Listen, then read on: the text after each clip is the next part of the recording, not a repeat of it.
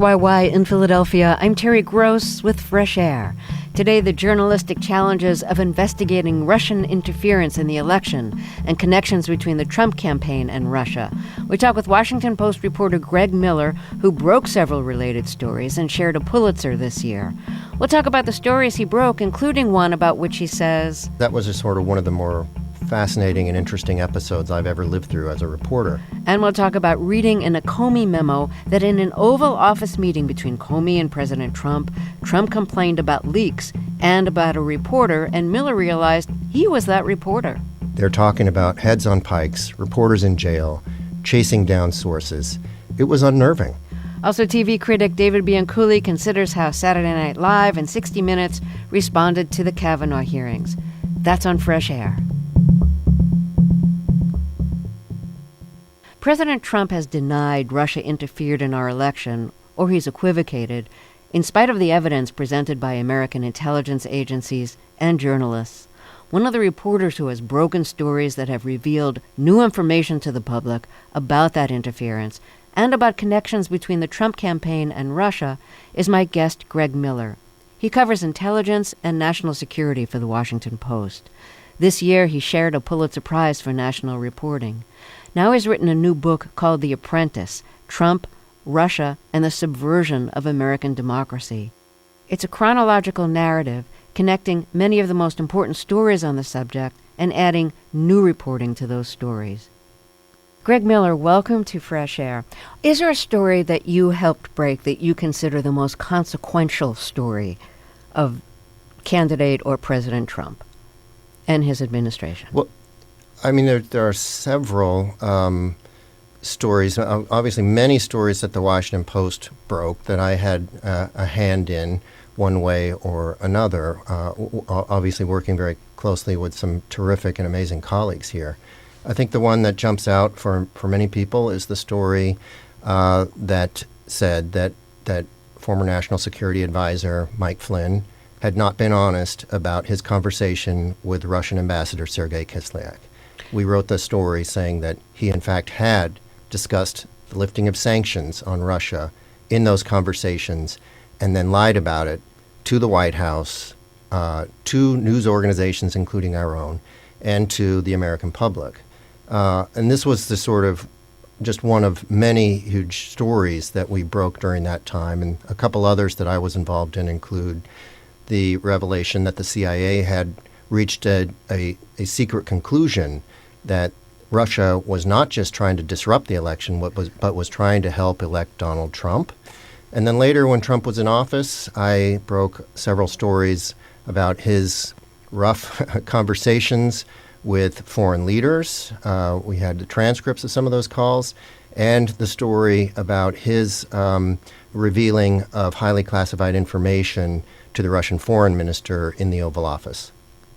Let's start with the Flynn story, because that had really direct consequences. Flynn was fired.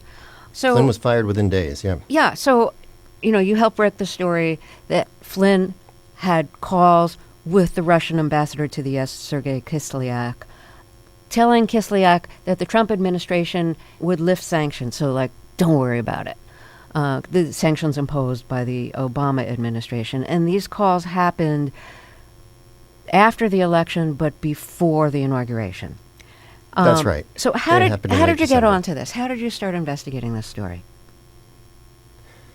Well, so after the Post reported about this secret CIA conclusion that Russia had in fact sought to help elect Donald Trump, had essentially had a candidate in the race and done what it could to propel him to the White House. I mean, it just raised obvious questions about, well, what was Russia doing this for? And was this in any kind of coordination with Donald Trump because of the bizarre things he had said throughout the campaign, including, Russia, if you're listening, could you try to get at those missing Hillary Clinton emails? So these were sort of obvious areas of investigative focus for us at the Post.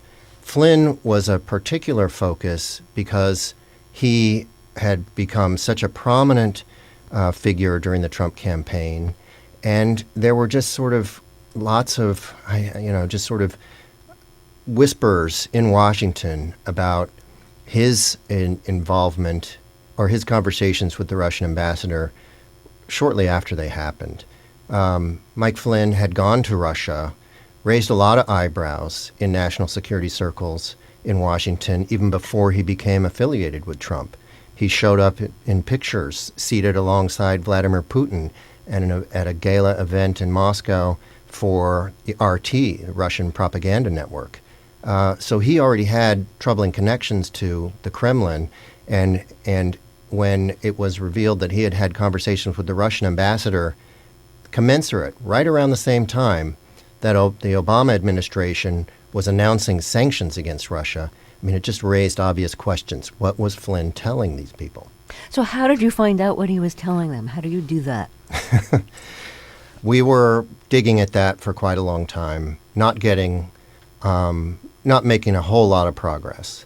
I had gone to an event where Kislyak was speaking even, and he was speaking. He's a physicist by training, of all things, and he was speaking at a conference in Washington. And I showed up and sat down next to him and started peppering him with questions. And he started answering them and sort of caught me off guard. He wouldn't tell me what he'd talked about with Flynn, but he admitted that he had a long-standing relationship with Flynn and had many conversations with him. One thing that changed the dynamic was a column that David Ignatius, a columnist for the Washington Post, wrote that just posed these questions. We know that Mike Flynn had conversations with the Russian ambassador.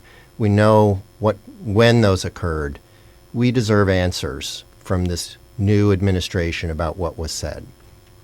And that put the White House under some pressure.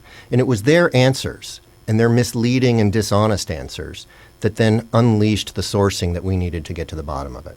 Did the source come to you? Well, so what happens is after that Ignatius column, you have incoming White House officials, including Sean Spicer and Vice President Pence, going on television and saying, we've talked to Mike Flynn. Sanctions were not discussed in those conversations. Absolutely not. Nothing to it.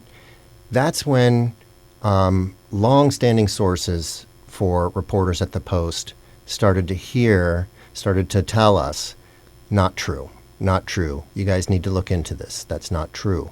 And it was, through the reporting of my colleagues Apprentice, Ellen Nakashima, and myself in trying to get at that we ultimately got 9 sources telling us consistently that Flynn had, in fact, discussed sanctions with Kislyak, and in fact had signaled that they could expect some relief from those sanctions when Trump was in office. So, there's a scene in the book that I write about in which one of my colleagues, Apprentice, a terrific national security reporter, is meeting with a source. And he has this certain method about when he has conversations with sources. He'll often bring a piece of paper that will have a list of facts that he wants to check with that source. And he's going through that list of facts. And in this case, it's about Flynn and Kislyak. And at that moment that he gets the first sort of indication from a highly reliable source that the White House position on this is false, that Flynn's claims, that Pence's claims, that Sean Spicer's claims need to be scrutinized further, that they're not honest, and that's what sets in motion this sort of really fervent push on our end to get to the bottom of it. So your team contacts Flynn to say, we're publishing the story basically saying that you lied and that you did have phone conversations with the Russian ambassador about lifting sanctions after Trump takes office. And Flynn, of course, denied it and denied it and denied it. And then you had to decide you're going to publish anyways. You and your editors had to decide. So how was that decision made? That was just sort of one of the more fascinating and interesting episodes I've ever lived through as a reporter. So when we write stories like this, basically accusing a very senior government official of not being honest with the public, there's a very high bar there before you can publish something like that. You want to have everything locked down. And in fact, in this case, we had a colleague, Karen DeYoung, who had a previously scheduled interview with Flynn in his office in the West Wing of the White House. And so we huddled with her before she went over. She was going to talk to him about the foreign policy objectives of the new administration and so forth, and asked her to, at the very end of her interview with him, raise this question with him one last time to tell him, look, Post is close to publishing a story saying that you did discuss sanctions with Kislyak. How do you respond? In that moment, he doubles down and tells her, no, no, and then he repeats it several times. No, no, no. Basically, did not happen. So Karen comes out of that meeting and calls us and tells us this, and we actually hit pause on the story that night. We were ready to publish that story that night, but the strenuous denial, the nature of the denial from him made us think, okay, we need to double check. We need to hold off and just make double sure that we're right on this. That night, we talked about it in the Post newsroom. The next morning, I went into a meeting with Marty Barron, Cameron Barr, other senior editors at the Washington Post, and laid out our sourcing.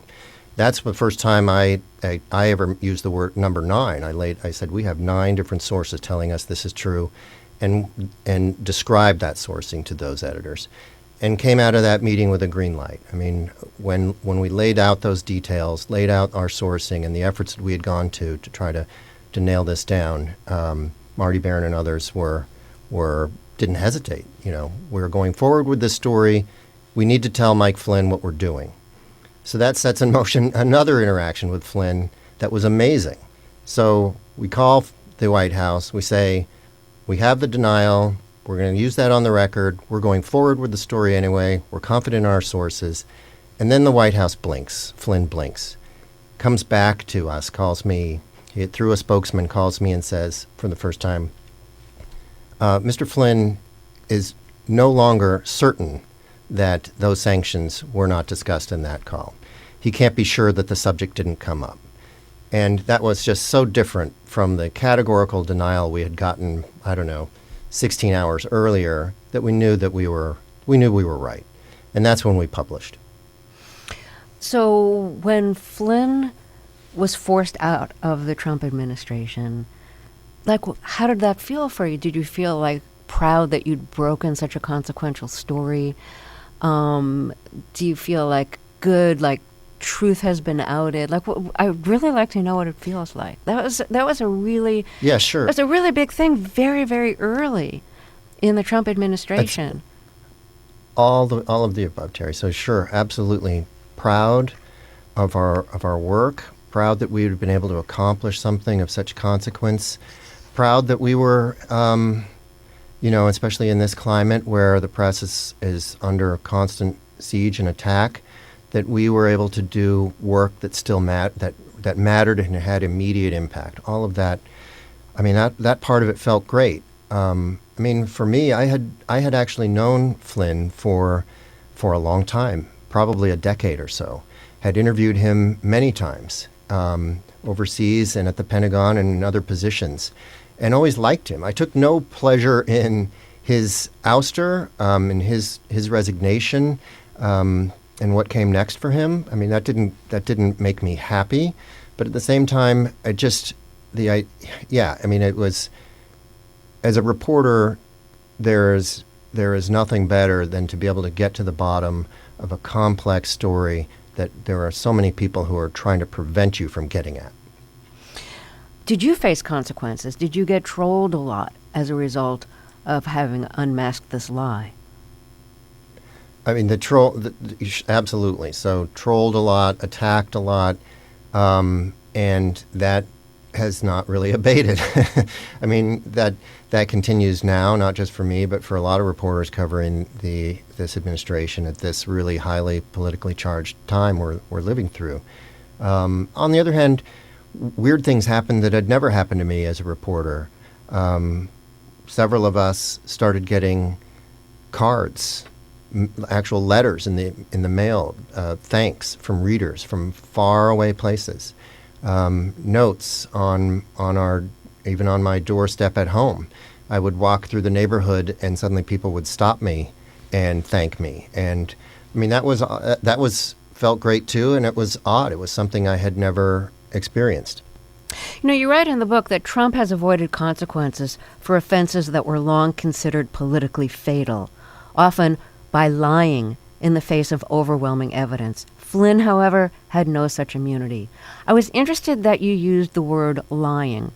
The word lying, when used in the same sentence as Trump, is very controversial in the journalism world because lying implies intent. A falsehood is when you speak something that isn't true. Lying implies that you know it's not true and you're saying it anyways. So people are just weighing, like, is this worthy of using the word lie or not? So you've used the word lie, so I want to ask you about how you decided to use it. Yeah, I feel like it is a difficult decision, and we don't throw that word around lightly. We often get criticized at the Post for being too reluctant to use that word, and I think that's true at other news organizations as well. But at the same time, we're here at this moment. We have a fact checker at the Washington Post who has documented 5,000 or more falsehoods from this president since he's taken office. Many of them are falsehoods that he repeats despite repeated corrections, public corrections, repeated efforts even by his own staff to correct his misstatements.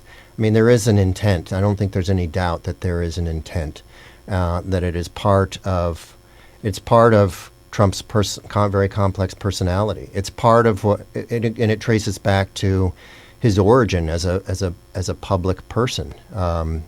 We have run fascinating stories here at the Post about times earlier in his career when he would adopt phony personas and call reporters for Forbes on the phone and try to lobby them into inflating his net worth for the magazine's annual rankings.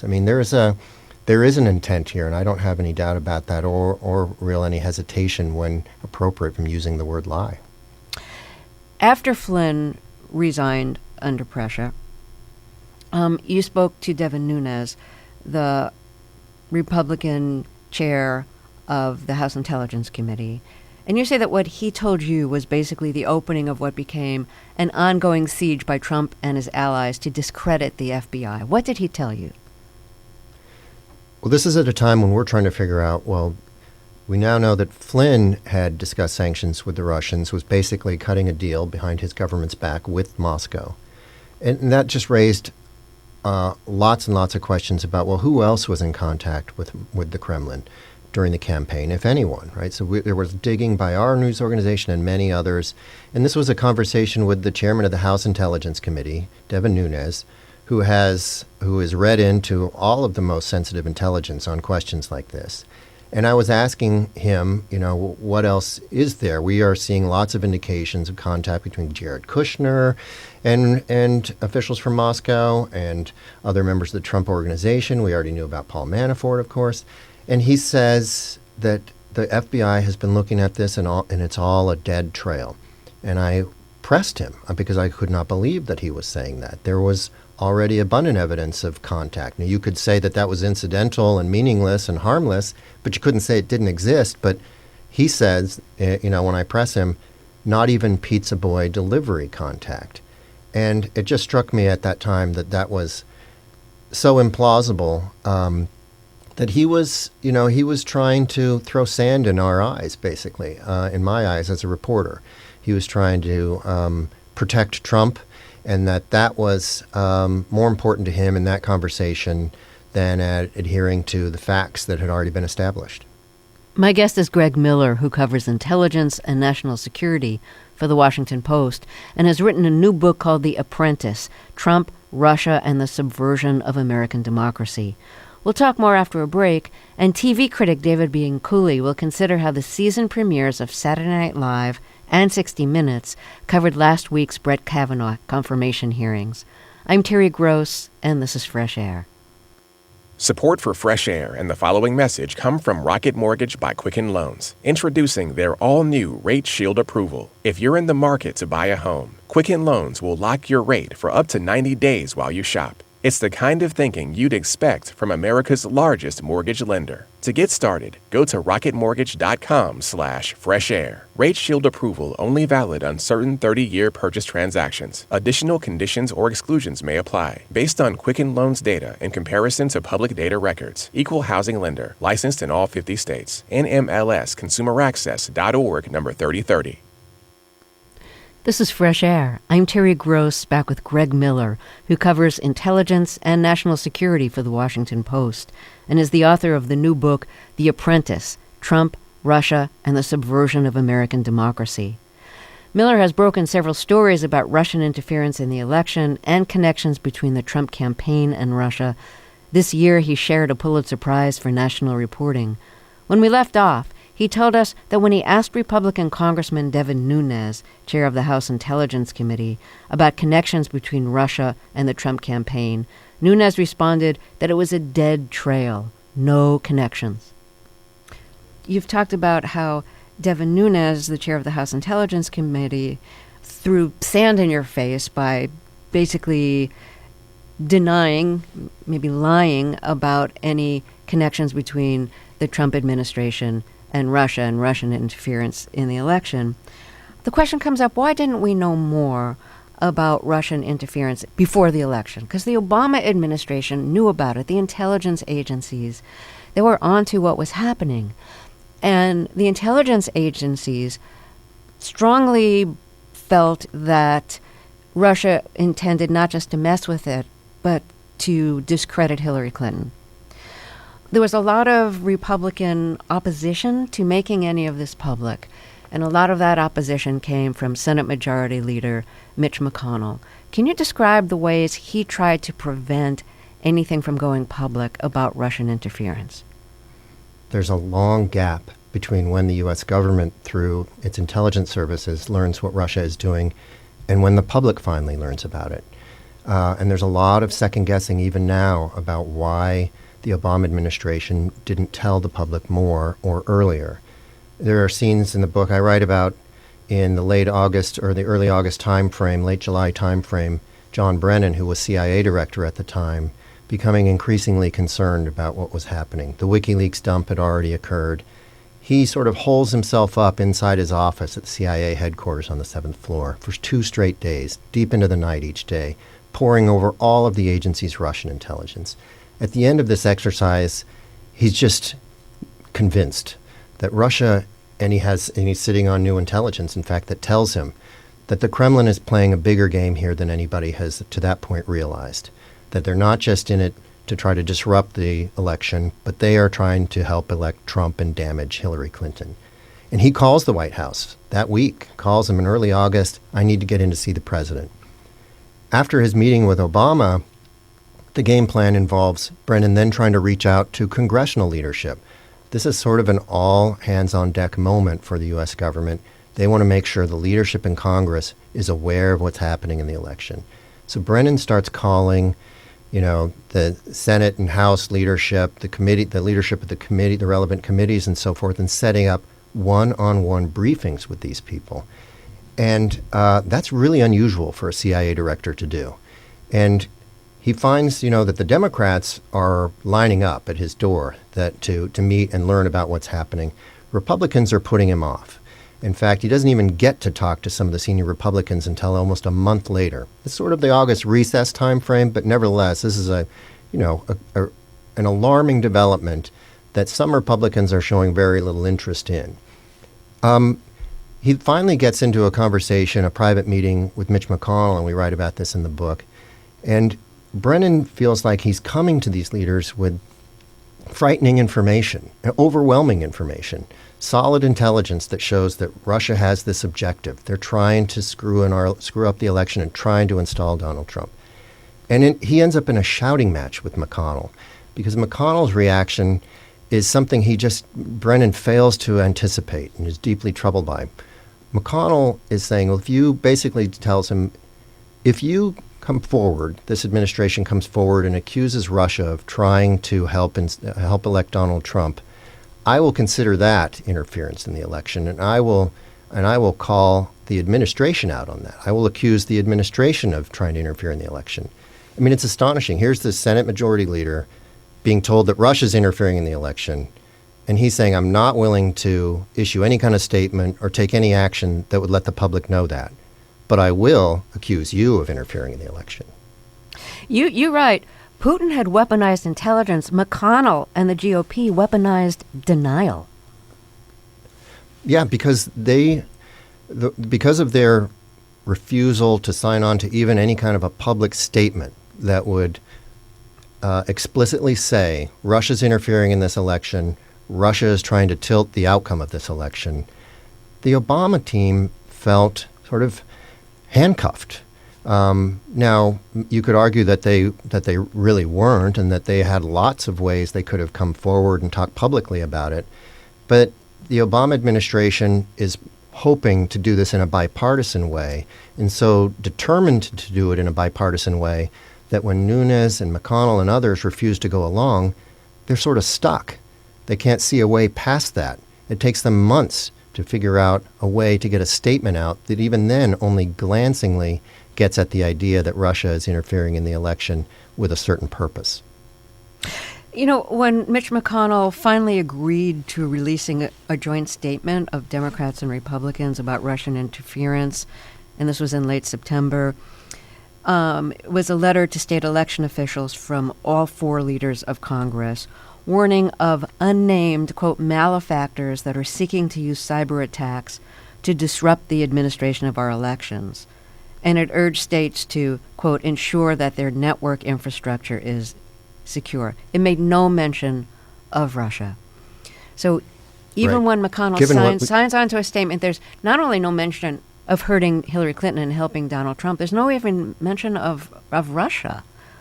It's so vague. No, it's astonishing to look back. It's astonishing to look back on that now, because given what McConnell and others in government knew at that time, that statement is so watered down as to be virtually meaningless.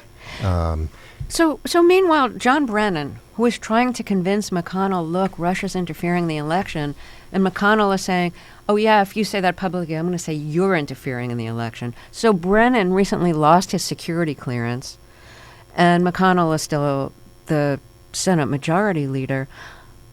I'm wondering, and I don't know if you can answer this at all, but if it can be proven that McConnell knew that Russia was trying to interfere in our election and influence the outcome of it, and then tried to cover it up, to deny that it was happening, is that treason? Is that legally treason? I don't want to use words like treason, but I write about many cases that are really distressing, that tell us that we're in a different political era than anything we've seen in this country for a long time, where political imperatives, where loyalty to party or party considerations seem to overwhelm everything else, including the concern for the country and its core institutions. I mean, what's more core than an election, an election for a president of the United States? What is more deserving of protection and putting above all party considerations than that?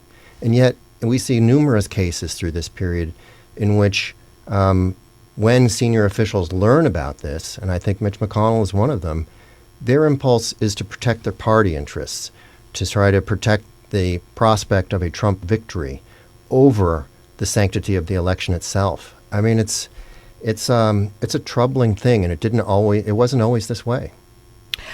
Let me reintroduce you here. If you're just joining us, my guest is Greg Miller. He covers national security and intelligence for the Washington Post. Now he has a new book called The Apprentice, Trump, Russia, and the Subversion of American Democracy. We're going to take a short break, then we'll be right back. This is Fresh Air.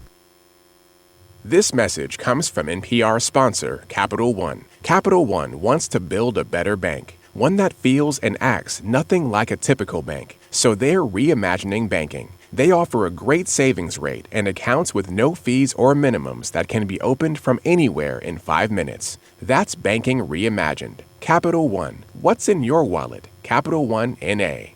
On the latest Planet Money, a special report inside the business of asylum.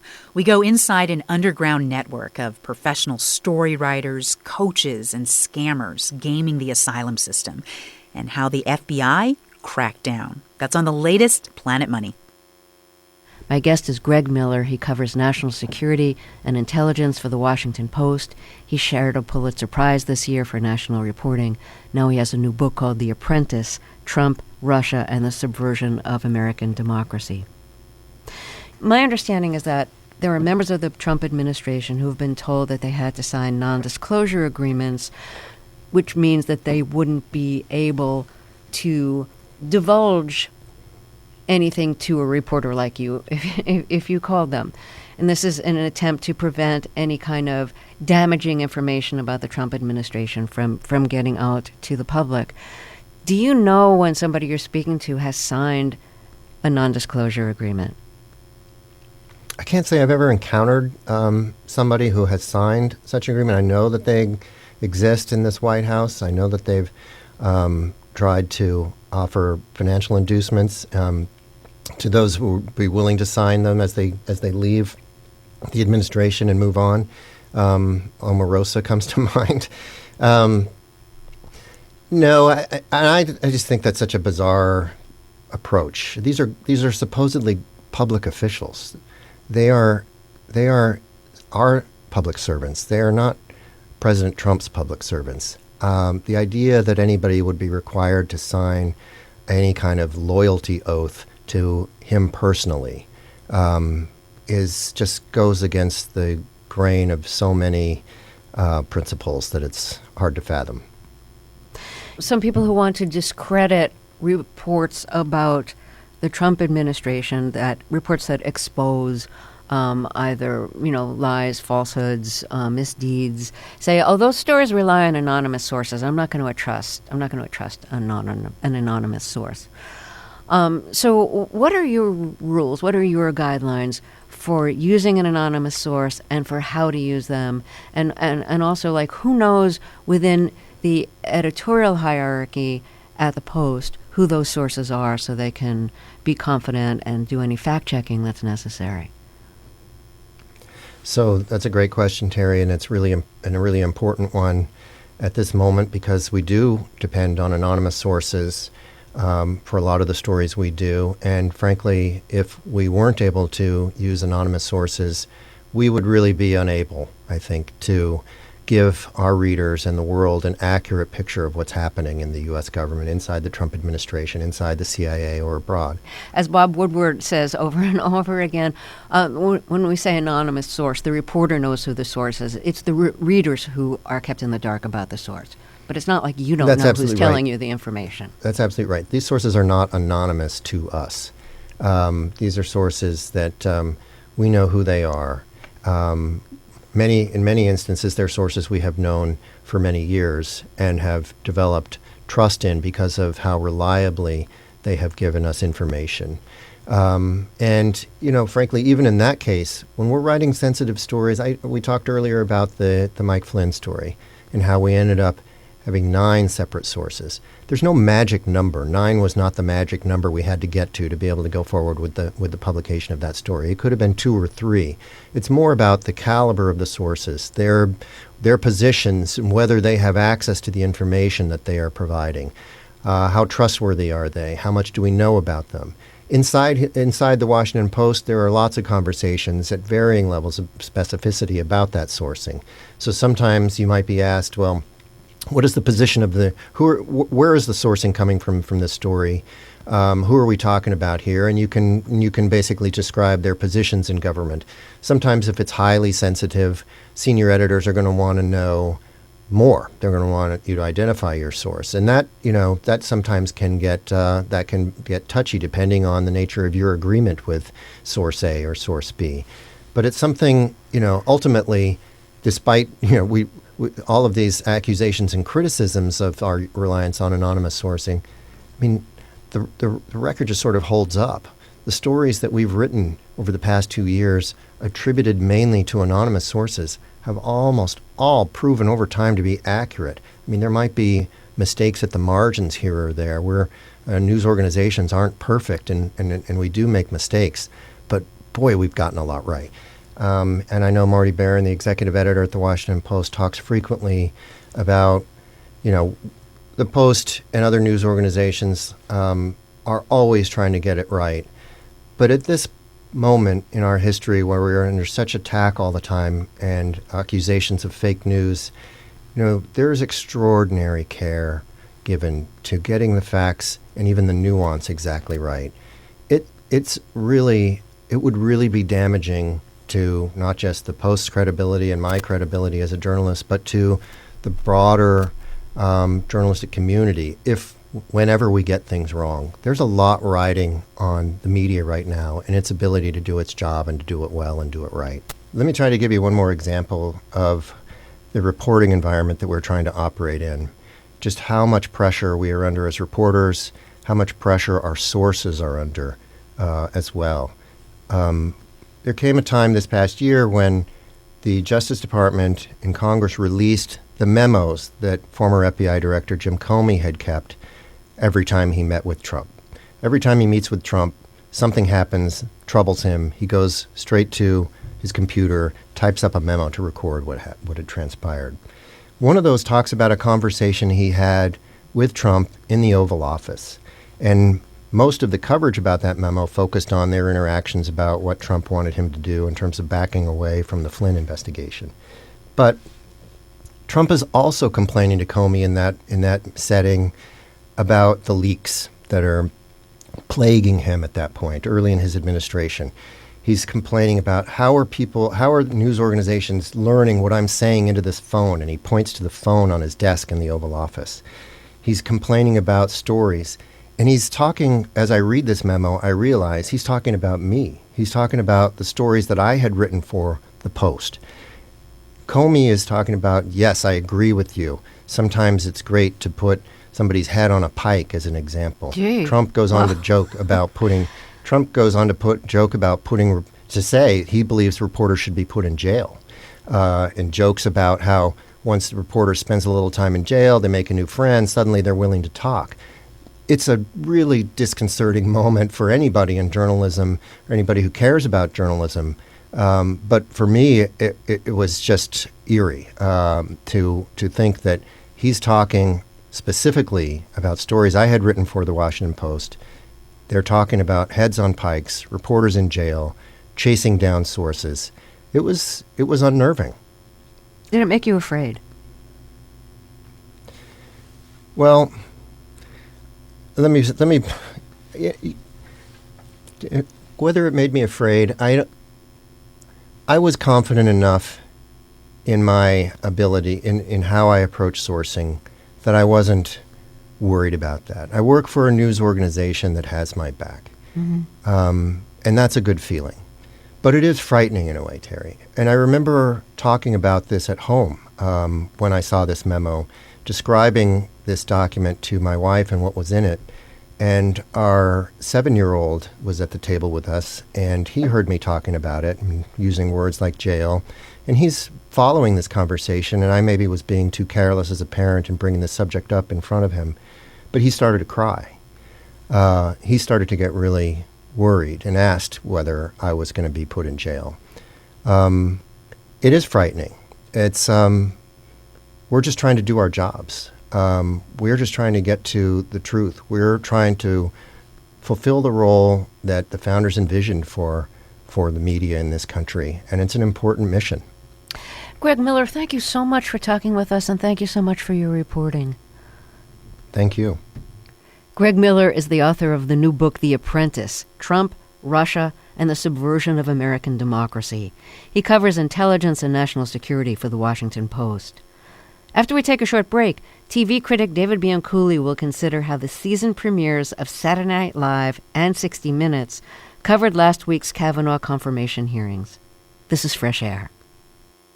Support for this NPR podcast and the following message come from Kumon, where kids complete work daily to build a strong foundation in math and reading. Preschoolers become kindergarten ready, while older kids develop better study habits, increase mental math skills, and improve their reading comprehension. The Kumon method helps kids become critical thinkers and problem solvers. See how during Kumon's 2-week free trial this fall. Visit Kumon.com for details. Kumon, where smart kids get smarter.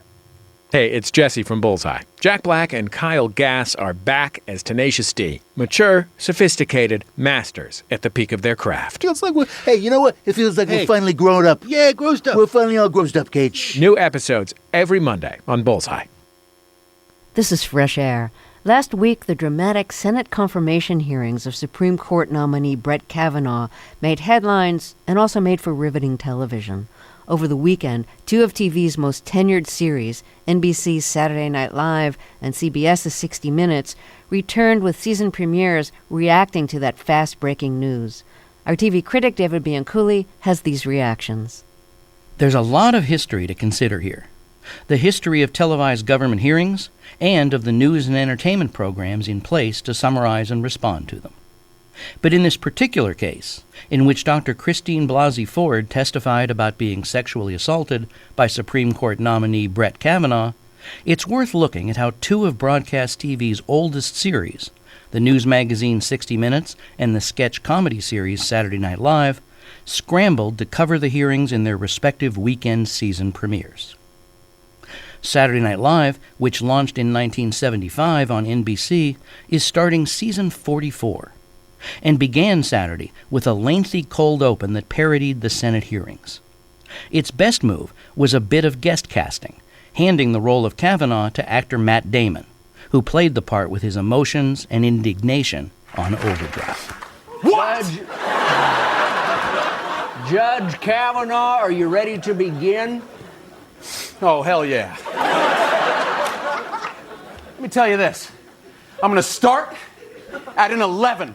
I'm going to take it to about a 15 real quick. The sketch, however, wasn't written that cleverly, didn't get beyond the most basic caricatures and committee interactions, and didn't even include the dramatic events from Friday, when Republican Senator Jeff Flake asked for a one-week delay on the vote to allow for a reopening of the FBI investigation into Kavanaugh's background. 60 Minutes, however, did just that, with a lead story for that show's season 51 opener that showed why 60 Minutes has not just lasted, but thrived for more than half a century. Correspondent Scott Pelley interviewed for the occasion senators on both sides of the aisle, including Republican Lindsey Graham, and, in a bipartisan joint interview, Republican Jeff Flake and Democrat Chris Coons. After Democratic Senator Coons floated his compromise, Republican Jeff Flake stood up and walked from the Republican side of the dais to the Democratic. Senator Coons, there's a moment in the hearing in which Senator Flake walks by, essentially taps on your shoulder, and the two of you walk out. What happened when you walked out of the room? I followed Jeff into the ante room, and he said very intently, "This is tearing our country apart. We have to do something." And eventually, we literally had the whole committee crammed into this tiny little hallway. And my recollection was Jeff at one point says, "Okay, I want to talk to Chris." And we went into literally a phone booth that was like this big. We're literally squeezed into a phone booth that we can barely fit in, talking to another senator. And there's this whole committee right outside. It was a really... Looking in. So looking what in. are they saying? Looking in on the phone booth, wondering what's going on in there. Yeah, literally. It was quite a moment. That 60 Minutes report brought insight and new information to a still evolving news story, something the news magazine has always done. 60 Minutes, after 50 years, remains on the right track, even when, for the moment, its own executive producer has lost his job over allegations of sexual harassment and other issues. Television, in its own history, has changed significantly in the way it has covered important government hearings over the decades. In the 1950s, the hearings led by or focusing on Senator Joe McCarthy popularized two terms once again in vogue, the so-called witch hunt and the famous "at long last have you left no sense of decency" quote. But back then, network newscasts were threadbare 15-minute affairs, and most comics shied away from the subject. In the 70s, by the time of the Watergate hearings, things were different. TV news didn't deal with the subject much at first, but Johnny Carson's Tonight Show monologues got there early and nightly. And another TV talk show host of the era, Dick Cavett, interviewed not only the reporters covering the stories, but the suspects and the senators. Cavett even broadcast one show from the Senate committee hearing room, interviewing such senators as Howard Baker, who asked the infamous question about what the president knew and when he knew it. Senator Baker, by the way, when I was sitting in that witness chair, I felt guilty. It's a very strange feeling sitting there. Maybe the first one. By the time of the Clarence Thomas U.S. Supreme Court confirmation hearings in 1991, at which Anita Hill charged Thomas with sexual harassment, Carson was still there, but not for long, and CNN was an established 24-hour news alternative. Today, for the Kavanaugh hearings, there are multiple omnipresent cable news services, the broadcast networks are all in, and so are the late-night comics and their shows. John Oliver on HBO was indignantly upset in his coverage of the story last night, and Trevor Noah on Thursday's Daily Show got many of the laughs from his audience simply by playing actual clips from the hearings showing Kavanaugh so visibly and vocally upset. But Stephen Colbert, after a similarly long and clip-filled Thursday monologue of his own, ended his Late Show segment by pivoting suddenly and talking seriously. For decades to come, I fear that the whole country will reap the whirlwind. You really need a better weatherman. Because, let me tell you, brother, this is the whirlwind. And the wind was sown when Donald Trump had 19 credible allegations of sexual assault against him, bragged about sexual assault on tape, and your Republican buddies up on that committee said, yeah, but we want our guy on the Supreme Court. And that's you, Brett. That doesn't mean you're guilty, but please, save your indignation that finally someone is taking one woman's accusation of sexual assault seriously. We'll be right back. It was another striking TV moment in a week that, in entertainment as well as news, was bursting with them. David Bianculli is editor of the website TV Worth Watching and author of The Platinum Age of Television, From I Love Lucy to The Walking Dead, How TV Became Terrific. Tomorrow on Fresh Air, my guest will be Michael Lewis, author of the best-selling books The Big Short and Moneyball. We'll talk about his new book, The Fifth Risk. It looks at the federal government under President Trump by focusing on Trump's departments of energy, agriculture, and commerce, and how unprepared they are now to deal with urgent risks. I hope you'll join us. Our engineer today is Charlie Kyer. Our associate producer of digital media is Molly Seavey-Nesper. Teresa Madden directed today's show. I'm Terri Gross.